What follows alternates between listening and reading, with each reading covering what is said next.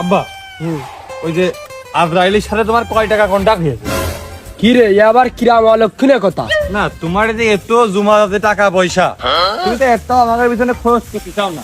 তুমি তো মরার পর সব নিয়েই যাবা, আমাদের বিশ্বাস। আমার হিসাব আমার কাজ আছে, খবরদার দেরি কথা কইস নে। ভালো লাগলি বাপ কবি, না হলি খালু কবি। তোমার তো খালু গলি খুব ভালো থাকে, আমি তো গল্প জানি।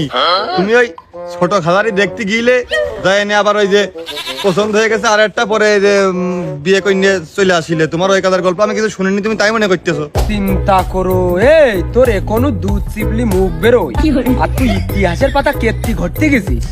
ইতিহাসের পাতা তো আমি ঘটতে চাইনি, কিন্তু তুমি যে টুপি মাথায় দিয়ে একটা দীর্ঘমেয়াদী মিশে কথা যে কায়দায় কও, ও আমার ঘটতেই হয়। দীর্ঘমেয়াদী মিশে কথা মানে সে আবার কি? দীর্ঘমেয়াদী মিশে কথা না কি? তুমি এই যে তোমার কাছে যদি আমি 10 টাকাও চাই,